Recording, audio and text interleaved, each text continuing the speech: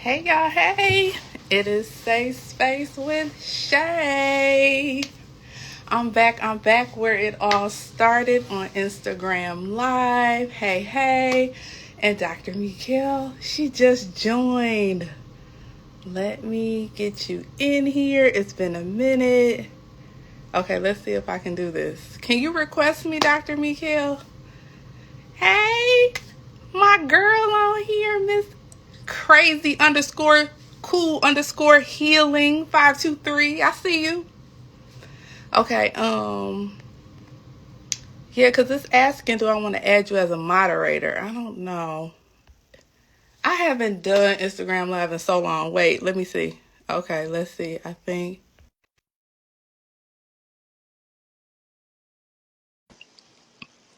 we got it. Let's see if it went through. Let's see. Hello, my friend. How are you? Blessed. How are you? I am well. I am well. It was been a couple rough weeks. These past 2 weeks. Girl, that part. That part. Yes, yes, Yes. yes, So yes. I am so delighted to engage in this conversation with you Oh, today. same. Thank you so much for having me. I thought about it. I said, I think this is our third, fourth, who knows, over the years. Yep, yep, Yeah. yep. And the last time we did it, we were on my Mhm. podcast. So, now we can see each other and I I love know. it. I love it. Yeah. Awesome. Yeah, so Well, good. first of all, I want to acknowledge you being here. I know this week was the anniversary of your mom's passing. Monday, the ninth. So thank you so much for just even participating in this, Yeah. I so appreciate you and your presence. Oh, you're sweet. Thank you. Yeah, Monday, grief is so interesting. You never know when and how and if it's going to hit you. Yeah. Monday was actually a really beautiful day. Wow. And it was December the ninth, which was the 12th year death anniversary of my mom's death. And it was fine. Now, yesterday or the day before yesterday, Uh, yeah. Yeah. total train wreck. So you just Yeah. you have to roll with the flow. But yeah, it was an interesting Oh, week. yeah. Yes, I'm sure. Oh my God. Well, Yeah. like I said, thank you just so much for Yeah, being here. Your presence of means course. so much. And it's going to speak so much to our Yes, conversation. We're going yes, to be talking yes. about all things grief and loss. Yep. So I want you to introduce yourself and then I'll introduce myself because, Okay. we have both audiences from your page and my page. Yeah, of course. So my name is Dr. Mekel Harris. On Instagram, I go by Dr. Mekel, Mekel, and I am a licensed psychologist who specializes in grief and loss. A certified advanced grief counseling specialist, and this is a career path I never thought I would journey down. But beginning with my mom's death in 2012 and several subsequent losses, with my last one in March 2020, my dad died. I have just felt more and more confident that grief and loss is my niche, and have continued to provide education. I do private practice a couple days a week. I do a lot of consulting with companies and organizations. I'm the co-founder of a new company called Bloomwell Partners LLC with my partner Janet Willem Wright. And all of it's focused on offering grief informed education, literacy, consultation, and training to talk about something that is not sexy, but it's definitely needed in our world. Absolutely. Yeah. Kudos to you. Yeah. Thank you. So my name is Shay. I'm the founder of Safe Space with Shay, a mental health and wellness podcast. I've been podcasting for maybe about 2 years now. It's time is going by so fast. I've been advocating for mental health and marginalized communities with Black mental wellness. I started that Hmm. advocacy and ambassador work maybe about 5, 6 years ago, I want to Mm. say. And so Right. it's just so near and dear to me. I really got into therapy post my divorce, just trying to process that. And that's another way you process grief, right? Yep. Going through divorces. And so it just, you know, it took a toll on me just processing that in itself, betrayal, hurt, Hmm. humiliation, all of the things. And so, and then redefining my life. And Hmm. so for me, I was looking for that community to support or be able to relate to my therapy journey. And Hmm. not a lot of people were in therapy. Yep. So I started, you know, posting on social media, audience grew, interest grew, and here I am There today. you are, the wonderful safe space with Shay. And you do offer such a beautiful safe space. I have a lot of conversations with people, and, they're beautiful, some more comfortable and safe than others. And so I always love just how real and honest you are about your own journey, Thank you. which helps your people open up and share about their own. So, yeah, thank you. Thank you Yeah, so much. yeah, yeah, yeah. Yes. Okay. So let's dive in. We're going to go with the total basic thing, right? Tell us, what is grief? Yeah. So, grief is a natural and normal response to loss. And I'll repeat it, it's natural and normal, right? So, if you're grieving, there's nothing wrong with you, it's nothing abnormal or atypical. And I'm not just talking about the death of a loved one, like a physical death. As you mentioned, death can and grief can look many different ways. The loss of a person, the loss of a relationship, the loss of our identity, and so grief becomes the way that we respond in the face of loss. And Okay. it's normal and natural, people. It's normal and natural. Emphasis on that so Yes. much. Oh, yes. And so is the loss a result of the grief? So the loss is the actual event, right? So in Okay. your example, your divorce would be Yes. the culminating event or loss Okay. that then results in you grieving, which is your response to the loss. Yeah. Okay. Yeah. Then you have the coping. I don't hear Hmm. a lot about a lot of people talking about the coping. How Hmm. do they cope with loss? You know what I'm saying? So Yeah. go Well, ahead. most people don't. Yes. And, Well, okay. and I'll be transparent here, Shay. So when my mom died in 2012, Mhm. even though I was already a psychologist, I had been in mental health for 15 over almost 20 Yeah. years. I'm aging myself. No. I was one of these people that thought grief is not going to impact me. I'm not going to be the one caught up and crying and grieving and all these things. Mhm. And so I put on my best track shoes and literally thought I was going to be able to outrun grief through work. I totally went into work and invested all my energy thinking if I just ignore this part of my life that I don't want to deal with, it'll go away. Well, we know that doesn't work. If anything, it came upon my life back in a vengeance through my physical health. And that's when I had to lean in and go ahead and realize I'm going to be grieving the rest of my life in some form or fashion. And I think that's the part that people have difficulty with. And I Hmm. feel like it's because of these common things we hear, time heals all wounds, or, you know, just things Yes. like that. Like, Yes. it's like, or take it one day at a time. Some people can feel like, oh, I'm taking it one day at a time. Now what? Because it's Hmm. still, you know, there. And so Yeah. that's why I feel like it's so important to understand learning to cope with it, Hmm. ways to give yourself self compassion when you're Yeah. having those rough days. You, Hmm. it's okay for you not to be okay, right? It is But absolutely, yeah. And I think as a society, we are so afraid of pain, right? We live in Western culture, we live in a very pain avoidant mhm, society. And so I almost liken this to if you were to like stub your toe on the bed and it start bleeding and you need to go to ER or, urgent care, you would go, they would stitch it up, patch it up, and then you leave, and then the remnant of that pain and injury is gone. And that's kind of how we want grief to function. We want to have our loss. We want to get the immediate support. We want it to be healed and patched and put away, and there's no remnant. But that's not the way that grief works. There will always be some remnant of mhm, it.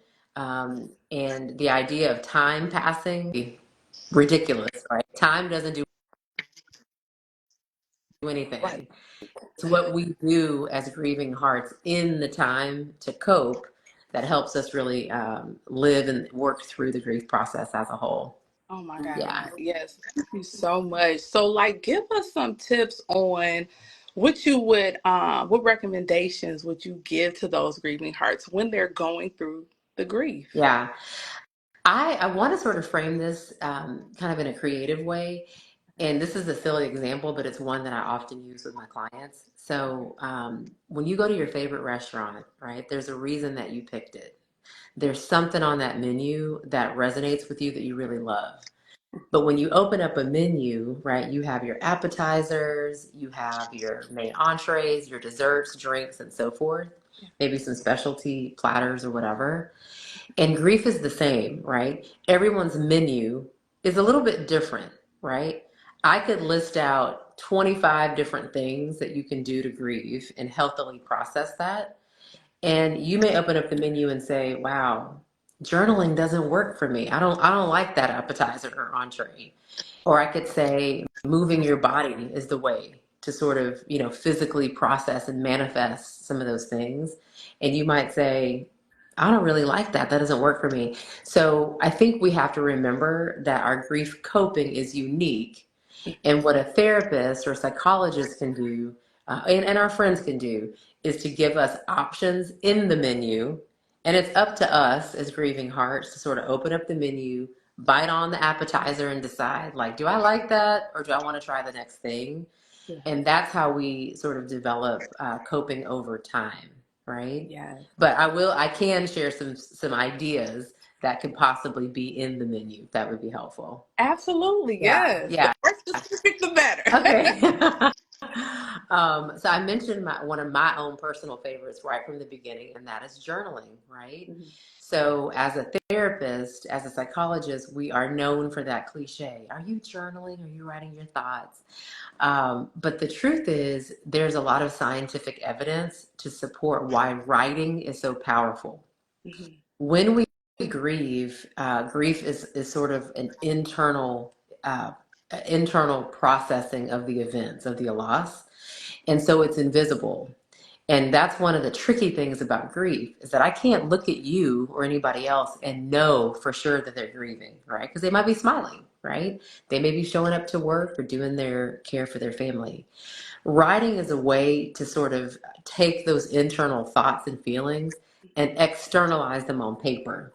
And there's something powerful about the physical kinesthetic act of writing that helps us continue to process that in physical form.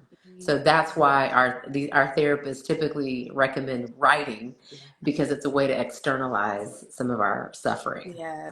Yeah. Okay, that makes sense. And then you think about it too, when we first learn how to write, right? That's such a Mhm. milestone for our development. And It so, is. yeah, Yeah. Well, and when you physically write, yeah, it again, it stimulates the part of the brain that's going to spark our thoughts. Those mhm, thoughts also affect the emotions that arise. yeah, And so we're able to really have all of those things right in front of us, yeah, which I know for a lot of people can feel overwhelming, yeah, but it's actually really powerful to be able to look through what you're thinking, how you're feeling, how mhm, it's manifesting, and the physical expression of it all together. Really powerful. yeah. No, that's good. And as you were talking, I thought about what often shows up. I feel like with people who are grieving, Hmm. irritation, Oh, irritability, oh God, yes, yes, anger. And yes. another thing that I really notice is the apathy, apathetic. Like they Hmm. just feel like, what's the point, right? Yeah, And yeah, those are so I wouldn't say dangerous, but I just feel like, it's often emotions we don't really identify. We just say, oh, that person's in a bad mood, or right. why does that person just not care, Hmm. Um, Hmm. can you And I'll connect this a little bit to the nervous system. okay. So our nervous systems are designed to sort of help us remain in harmony, right? Hmm. When something happens in our world that is startling or unanticipated, and even if it is anticipated when it happens, like the death of a person, Yeah. even if we knew the person was going to subsequently pass, it's still startling in the moment, right? And to the nervous system, that can create what we call sort of dysregulation, where things are sort of out of balance. And so when a person is nervous systemically out of balance, of course they're irritable, Yep. right? Because their thoughts are heading in one direction, their emotions are heading in one direction. Yes.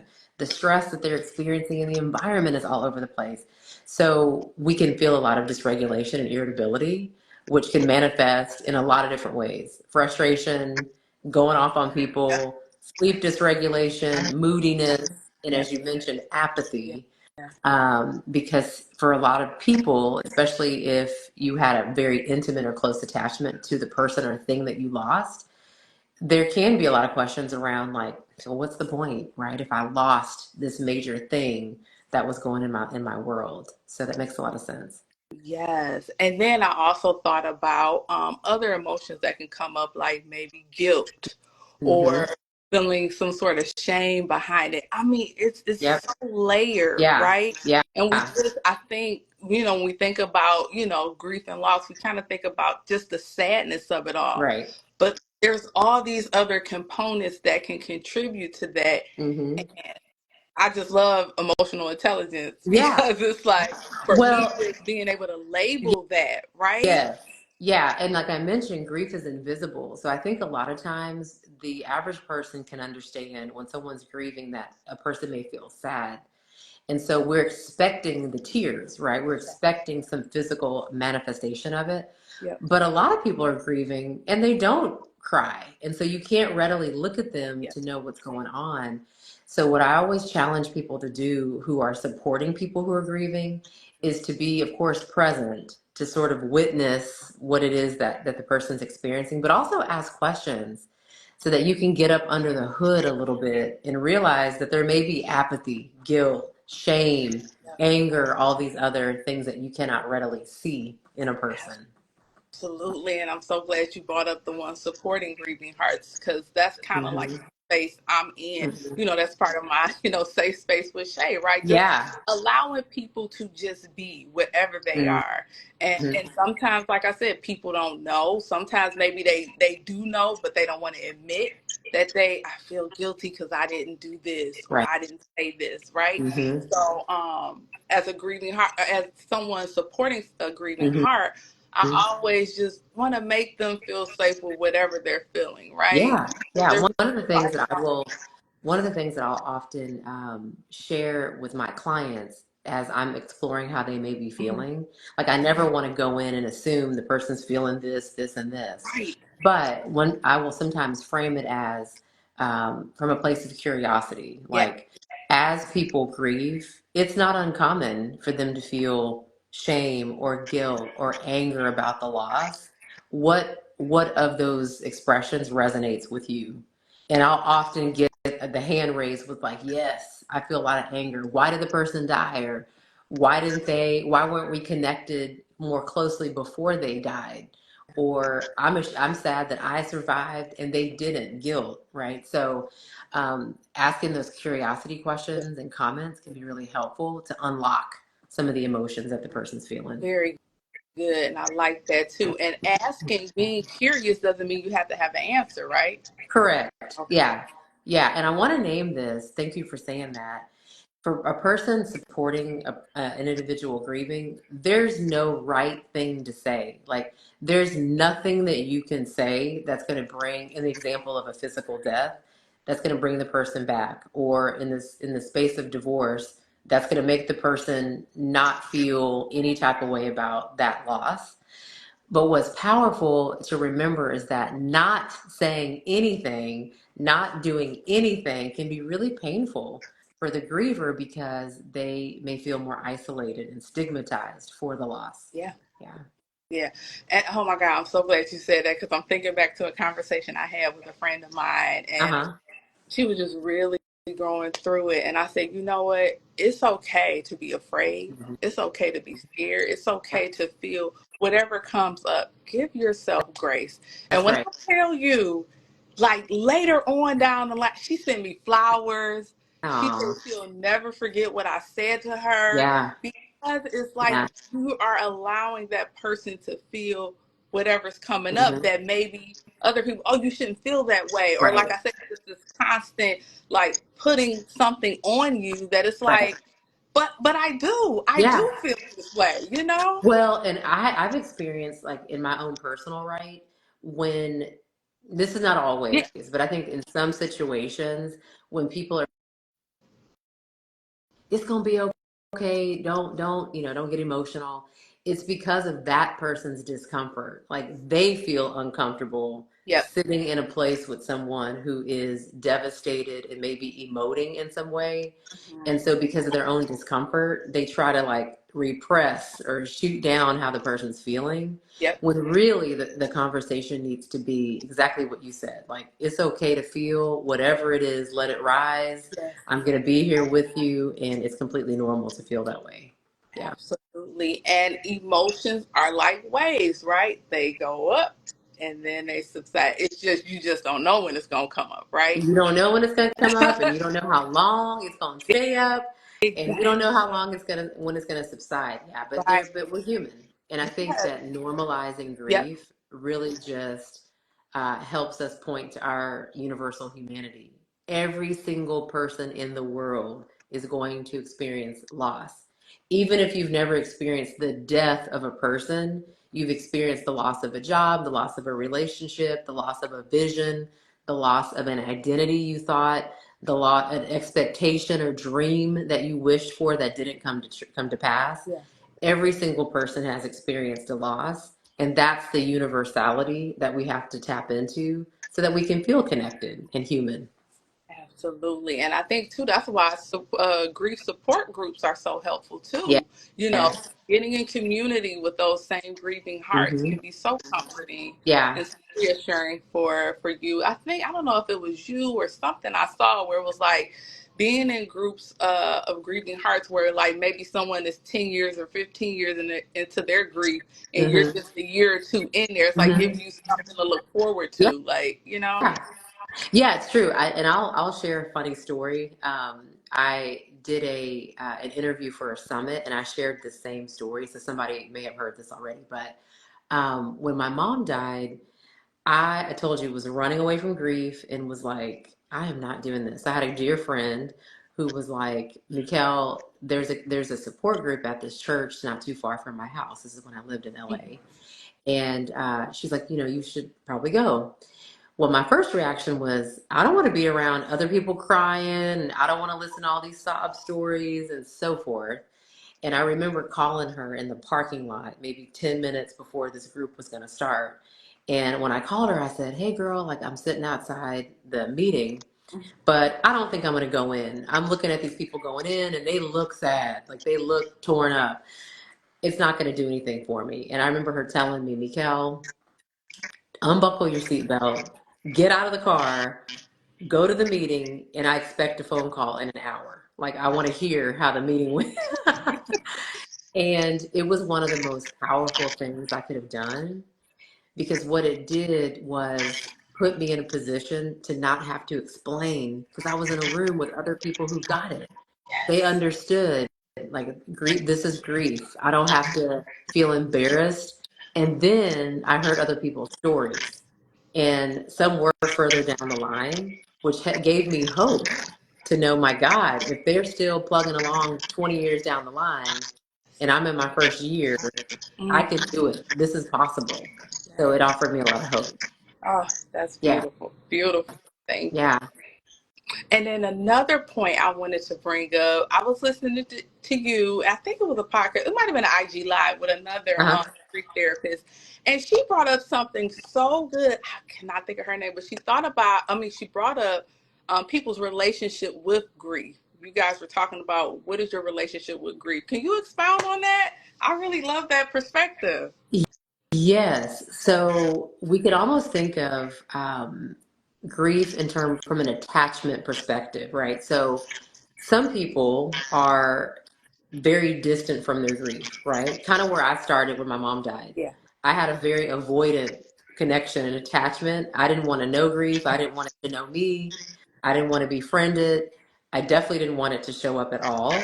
As opposed to having an integrated relationship with grief, which is where you realize that grief is a lifelong companion.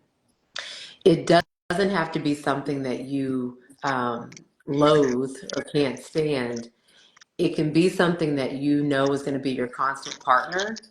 And the more integrated you can be with grief, it doesn't mean there's no pain, but it actually does reduce your suffering because you're able to accept the fact that grief is what it is, and you can continue to live as you walk with grief.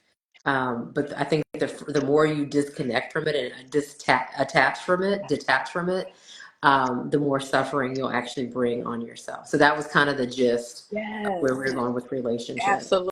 Yeah. And thank you so much for that. Yeah, because I Yeah. thought about that. Like, I love that perspective because some people, oh, they don't want to be attached to That's it. right. But, the more you're running from it, I feel like the more you're prolonging, and That's right. it takes a toll, Hmm. not only on your mind, but physically. And so, can For you talk sure. about how grief shows up physically when you kind of like bottle it in and don't express it? Yeah. So I'll give a very simplistic visual, and that is as of a balloon. So when you think about all of our life happenings, right? Every little thing, every stress, whether it's a great event like a wedding or the death of someone, it's still adding air in the balloon. And at a certain point, each of us has to find space to sort of, right, let some air out of the balloon Yep. so that we don't internally implode. And so, grief processing can help with that through journaling, moving our body, and many, many other things. But it's important that we access it. If we don't, because I mentioned that grief is internal, Yeah. the next consequence of it is a physical manifestation, right? So that can look like stomach upset, right? Yep. Grief is very startling, and for a lot of people, it sort of is constricting, and just imagine like your GI tract being in knots, Yep. right? That can happen. Headaches because of the tension and the internal sort of pressure that you're holding by keeping all your thoughts and feelings in. Physical aches and pains, like physical muscle aches. A lot of people who grieve report that they feel physically weighed down because of the weight of grief. So that's another one. Sleep dysregulation. I talked about the nervous system and how it's set up to function in harmony. Well, when it doesn't, that can cause a cascade of hormonal changes. Our cortisol levels increase. And as that increases, that can make it difficult to sleep. So now we have sleep impacted, and many other physical manifestations. Oh my Yeah. God. Thank you Yeah. so much for that. And I even think high blood pressure. Because Yes. sometimes I'm stressed and I go to Yes. the doctor and they like, are you relaxed? And I'm like, no, my daughter, You're she just upset me. They're like, okay, calm like, down. right. Like, take some deep breaths. Yeah. Right. Your blood Let's take pressure. this over again. Yeah. So it's like, wow, And I realize I I love meditation. Like that is just my yes, to my same, body. So same. it's like for me, yeah, because I'm automatically like on alert. Exactly. Well, and I'll add here that another thing that is not uncommon is you think about your body being up under tremendous pressure, which can lead to high blood pressure. There can also be changes within our immune system. So the higher the stress, right? Grief is an acute stress, Yep. but if we don't really manage it well, it can become a chronic stress. Yep. So people who are under chronic stress are more at risk for colds, flus, anything that can affect our immune system. Yes. And that can lead to a whole breakdown of the immune system and put you more susceptible to illness. Oh So that certainly goes hand in hand as Oh well. my God. Yeah. Thank you so much. And then the next thing is the substance. Or I would say any addictive behavior, right? Yes. Drinking, smoking, Yep. Yep. um, shopping, gambling, those That's sort of right. things. Working. Working, Working. yes. Yeah. Yeah. Yeah. I'm Yeah. telling you, Yes. because those sort of things like that, you say it shifts your mind away from the loss, right? That's right. You can easily get so caught up, and then Hmm. that just wreaks Yeah. havoc over your life. Well, and I'll say here, this is going to sound maybe a little paradoxical and controversial, but look, there's a reason that people pursue things and sort of walk the path of addiction because in the short term, those things work, right? If I'm stressed out, if I'm grieving and wanting to avoid it, and I numb out with alcohol, in the short term, it's going to be effective, right? Because we're not going to have to think about the problem. The problem is the more you go with it, it will become a long-term challenge to overcome because now that's where you open up the door to potential addictions. And it doesn't have to just be drugs and alcohol. It could be numbing through sex. Yep. It could be numbing through work. I did that for 2 years. I was so avoidant that I had some of the greatest career accolades 2 years after my mom died. I was working 60 to 70-hour weeks to just completely avoid all of it. And so we got to be careful because it's not always what we consider addiction.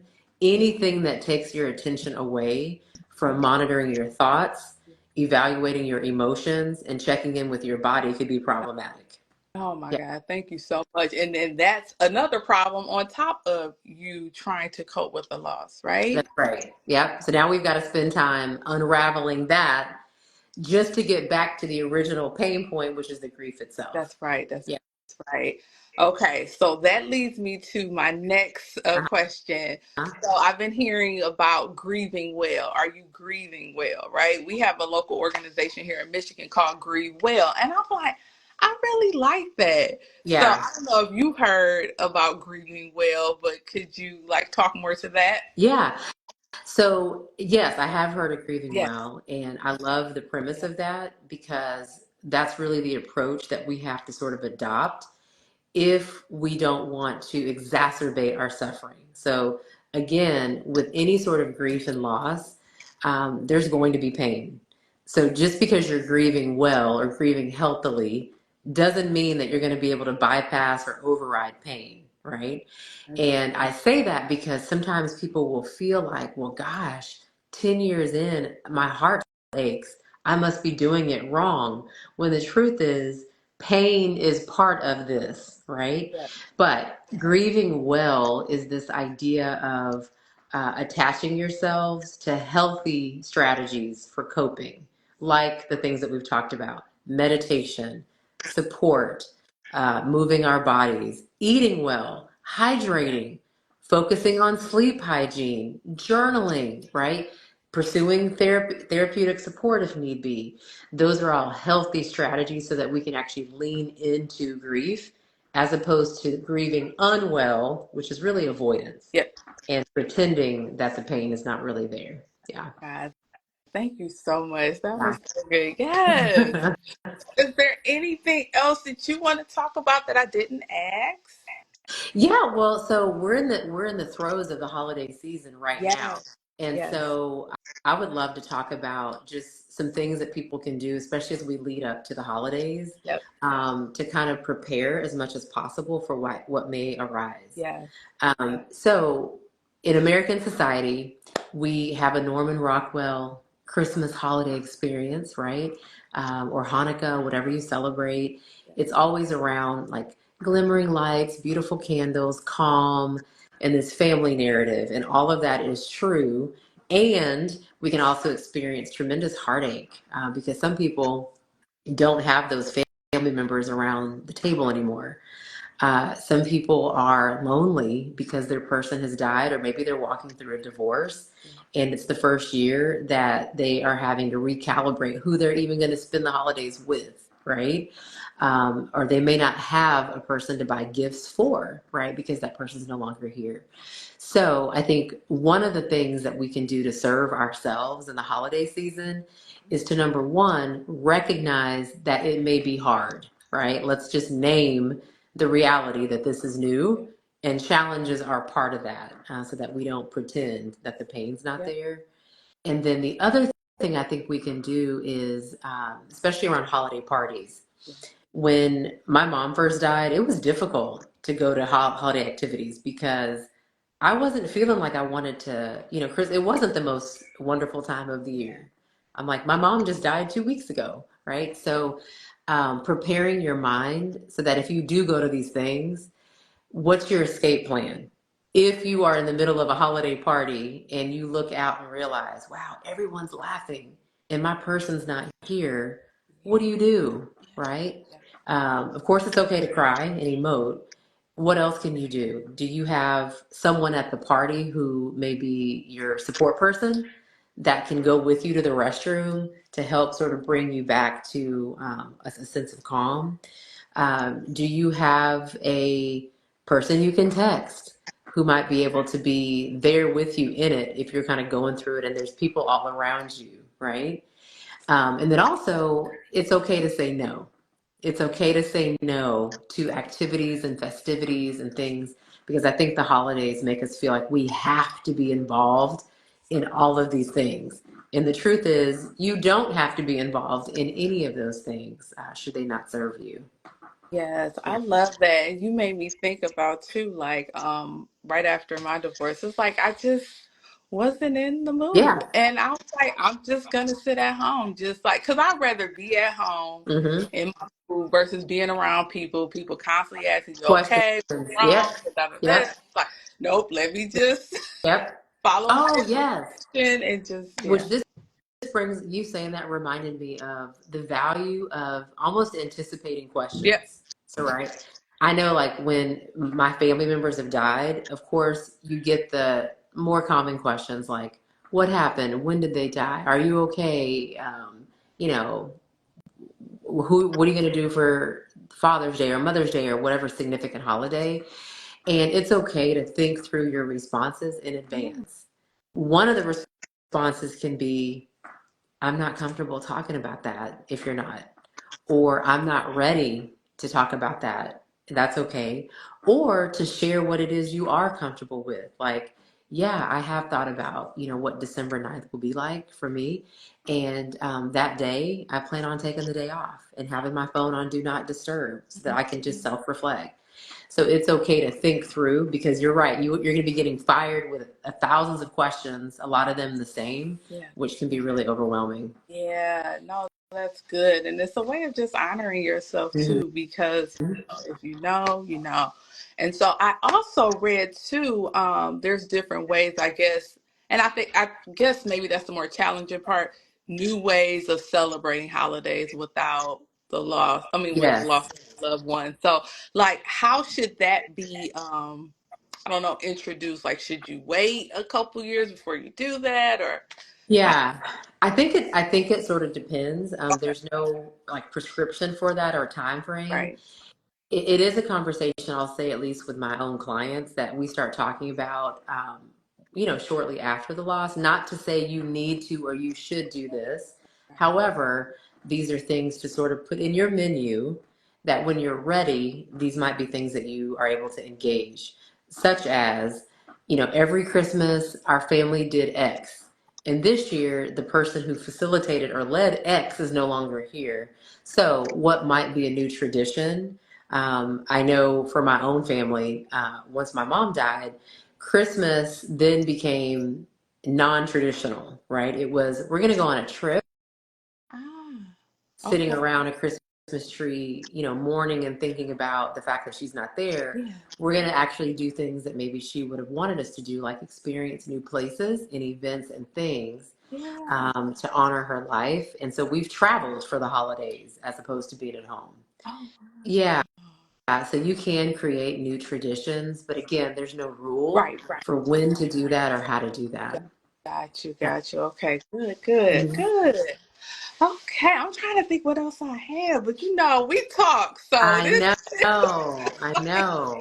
I can't think of anything else that I had. You answered all my questions, Yeah. but was there anything else you wanted No, to I think ask? the main thing, and I'll just reiterate what you said, is to give yourself Yeah, grace.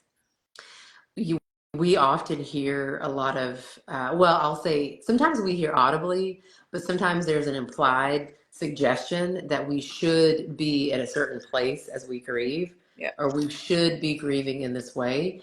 There are no shoulds with grief. I think what you've got to do if you're grieving is check in with yourself and name, where your thoughts are taking you, what your body is telling you, what you may be feeling, and then from there, asking yourself, what do I need? Mhm. And honoring that in the moment, right? So, for example, if my thoughts are taking me towards a somber, sort of sad place, my body is telling me that it's overwhelmed, I'm feeling down and hopeless. Yeah, What do I need? Well, maybe I need social support. Maybe I need to be around people who can tell me that it's okay, that what I'm feeling is normal.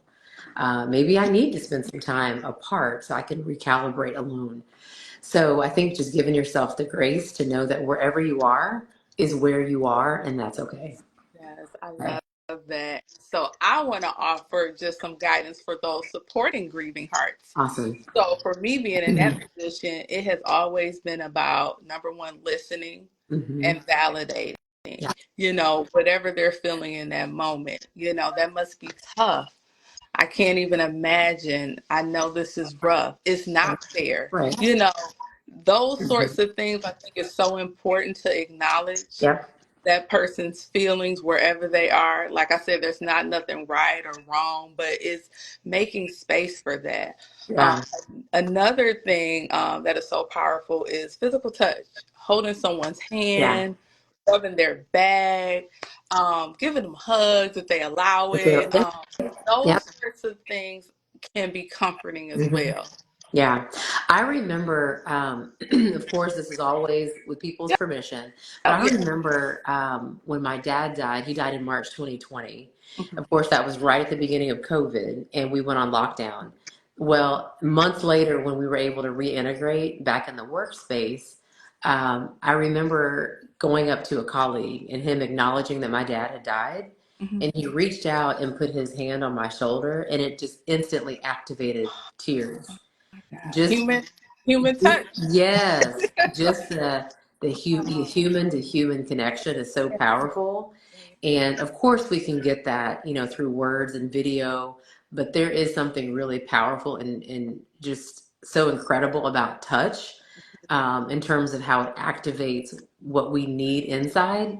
And so I just really appreciated him in that moment for reaching out and touching, and it did Yes. something for me. Oh my God. Yeah. Thank you for sharing that. Mhm. And I know also this is outside of holidays, Yeah. but I was just thinking like when people lose people, like dropping off dinner, like they Practical. said, Yeah. doing things around the house if they need things done, Yes, things like that. If you can think of something, I think that goes a long way as it well.